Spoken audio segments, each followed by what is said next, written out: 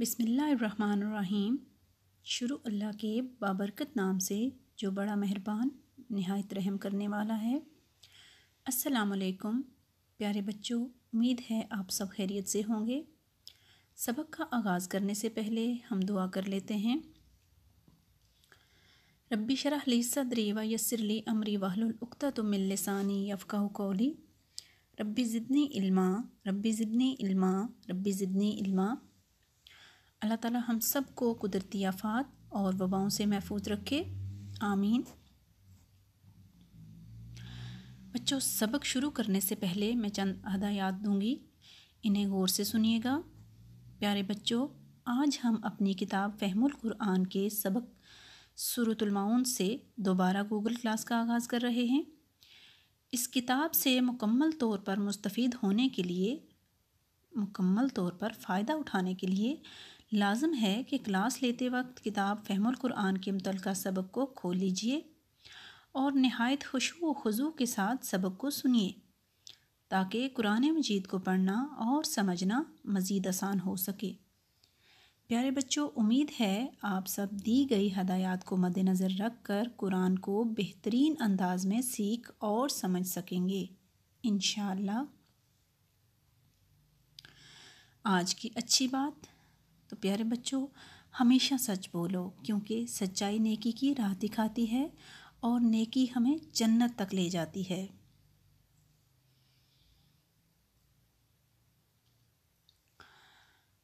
سابقہ واقفیت۔ بچوں سوچیں، آپ نے پچھلے سبق میں کیا پڑھا تھا؟ تو بچوں، ہم نے پچھلے سبق میں سورۃ الکوثر کی لفظی معنی اور ترجمہ پڑھا تھا۔ ہم آج کے سبق کی طرف آتے ہیں۔ عنوان: سورۃ المعون، آیت نمبر 1 تا 3۔ ارتکاز: لفظی معنی و ترجمہ۔ مقاصد: بچے ان آیات میں معنی و مفہوم سیکھ سکیں گے اور آخرت کے عقیدے کو پہچان سکیں گے انشاءاللہ۔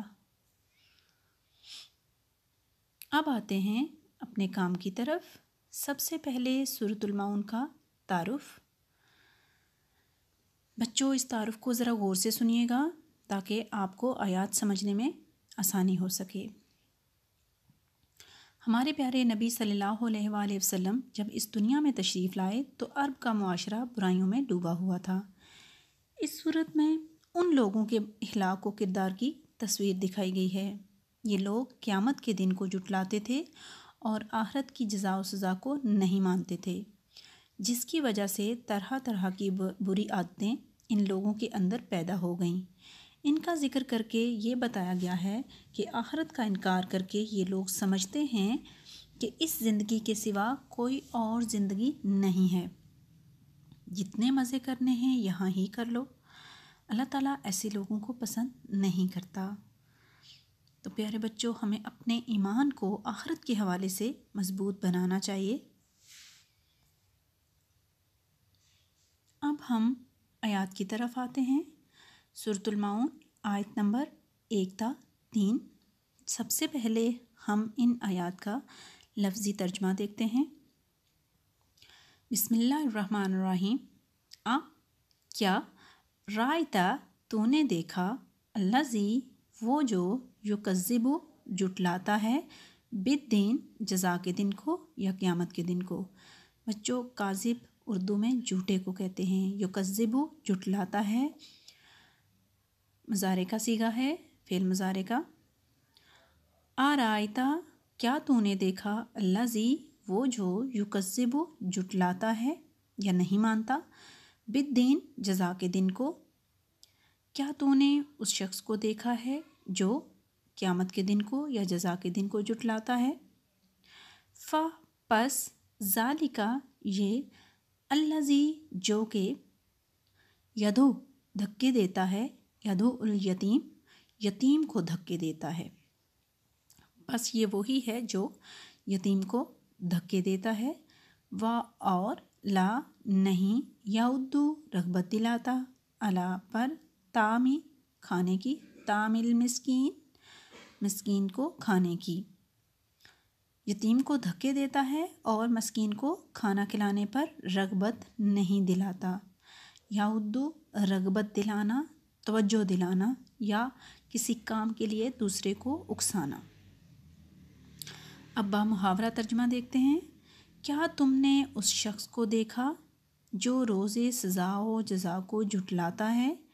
یہی ہے جو یتیم کو دھکے دیتا ہے اور مسکین کو کھانا کھلانے پر رغبت نہیں دلاتا۔ بچوں، اب ہم ان آیات کی تفصیل دیکھتے ہیں۔ پیارے بچوں، غور سے اس حصے کو سنیے گا تاکہ آخرت پر ہمارا ایمان مضبوط ہو سکے۔